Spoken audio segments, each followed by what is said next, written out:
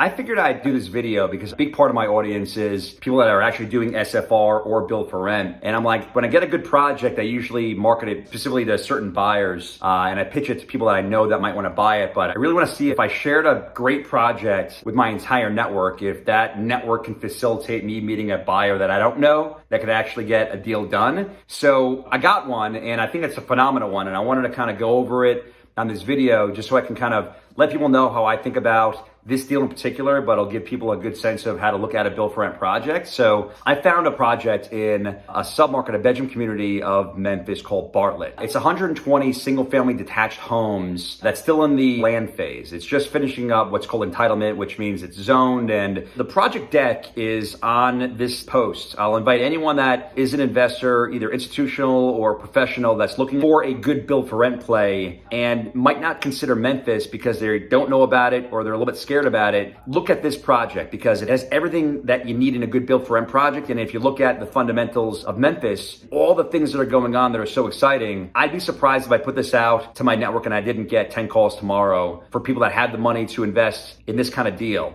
So check it out. Here's the Memphis market from a bird's eye view. And what you've got happening relatively recently is all this build out of these bedroom communities that are really the communities that most people aspire to live. So I talked to my good friend, Dan Butler, who is one of, if not the most prolific residential investors in Memphis. He's lived in Memphis for a number of years. He's built a portfolio, bought, sold, owned over 1,000 properties. He's built a large property management company. So if anyone knows Memphis from an investor's perspective, Dan knows it. It's part of the reason why I asked him to hop on a call with me. And what I did was I didn't tell him where this project was. I just kind of asked him some questions. One of the questions was, where would you look at if you were looking at good quality submarkets in and around Memphis? And he naturally got to Bartlett on his own. So here's a map of Memphis. And you bought 1,000 or more properties in Memphis. It seems to me, if you back out, Memphis as a whole was a really attractive cash flow market where you can get a house for relatively cheap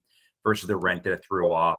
And there was a relatively robust amounts of renters. It took me a while to figure that out. Like, I didn't know. I moved here in 98 for manufacturing, and to kind of lead in from what you're implying about the amount of rentals. I mean, I think we have 50% rentals in the city, whereas the national average is probably 35, 34, might have ticked up when a couple administrations ago when they pushed for home ownership, Now there's this new build for rent trend happening, and there's like a flight toward quality. And like these builders that want to build for rent in Memphis specifically are looking at places where people might be moving from lower quality, lower rent types of housing out to higher quality, still rentals, but much higher quality rentals that are just being built now from the ground up. So my question for you is, without knowing where this project is that I got my hands around, if it were you and you were looking for places outside of downtown Memphis and the general places where the lower cost rental housing resides, where would you be looking? I would say up here, outskirts of Raleigh, see this Highway 51. There's opportunity in Fraser. There's still a lot of land there that I would consider. Another area I would look at is Bartlett. That was one of the original places where there was land to be found. I'm smiling because you hit the nail on the head. You went like clockwise down to Bartlett, which is the place that we've got this project right now. So I'm looking to build for rent, and I look for open green space around it. There's not a whole lot of open green space. It looks like it's infill. That's like the first thing that draws my attention. And if I look at proximity to interstate, which just has a really close proximity to interstate. I look to proximity to retail. It has a retail corridor right there. I think in every city, people are moving from the city to the bedroom communities, but I think it's even more pronounced in Memphis because, to put it nicely, there's not such great things that are happening inside the city in terms of living conditions. I don't think they're getting a whole lot better. And I think in order to get better living conditions, people are tending to move out to the suburbs. And that's more pronounced in Memphis. So I think the opportunity to buy these kind of projects and build these kind of projects because of this dynamic is probably better in Memphis than most other markets. Yeah, absolutely. I like this project because of all the reasons why I like any build for rent project. It's good dirt, it's infill. Here's the demographics, which blew me away. Bartlett's median income is close, just a tad under $85,000 per household, which is higher than the whole state of Tennessee and certainly higher than the median income in Memphis in general. And look at the school scores. a 9 on good school scores for the elementary school, 8 for the middle school. It's only a 3 for the high school. I don't think there's anything to be done about that. But what are some new things that are happening in the market that other people that are outside and not paying attention might not know about? Can you kind of give people kind of a breadth of what's going on there? Yeah, I mean, the companies like AutoZone, International Paper. I mean, FedEx has thousands of jobs. Have you heard about the Blue Oval? Blue Oval, yeah, the new Ford electric Yep. car plant. Yeah, Yep.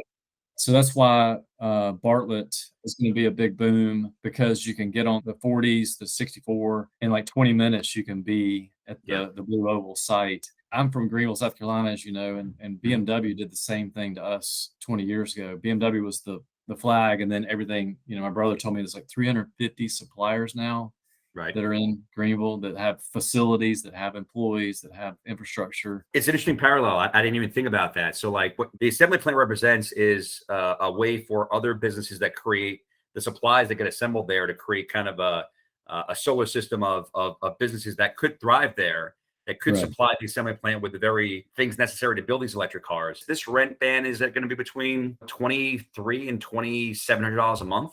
And yeah, you could probably buy a home in this area for about that same mortgage payment. But the trend on built for rent has told us anything. People are buying homes later and they want a little more choice in life. And renting the kind of home you would normally want to buy over the long term is a thing. And Memphis is no different. So, well, hey, Dan, I appreciate, as always, the insight. So I'm I'm stop. excited for you. Glad to see you doing something in Memphis and helping us make it a better city. I appreciate that. I think it's a good play. So Yeah. good luck with All that. right. Cool, man. And the thing that makes this deal special is I've got an owner that wants to sell the entitled lots. So if you want to take on development risk, you can buy the paper lots, hire a general contractor to build the lots. And I've lined up a great company to do the GC on the horizontal. And if you wanted to do that, you could buy the land, build the lots, and then build the homes on those lots. And I've got a great home builder to build vertically. So I've also made an agreement with the home builder that if a buyer wanted to come in and buy finished homes at CO, my builder will buy the entitled land, build the lots, build the homes, and sell the homes at CO, as long as we come up to a structure that makes sense for an end buyer. Here's the development. It's a well thought out, well planned development that if a buyer came in and wanted to augment it, it's still early enough prior to site plan approval that can be done. Here is basically the basic housing unit that we think could be built there that would be worth roughly $350,000 retail finished. And this house would rent for anywhere between $2,300 and $2,500. All in all, I'm pretty proud of this project. I wanted to bring it to everyone out there in LinkedIn land. And if you wanted to see it, click on the link below. You'll see access to this deck on the Strata website. Sign an NDA, and you'll get access to it right then and there. Hope you enjoy it. Thanks a lot.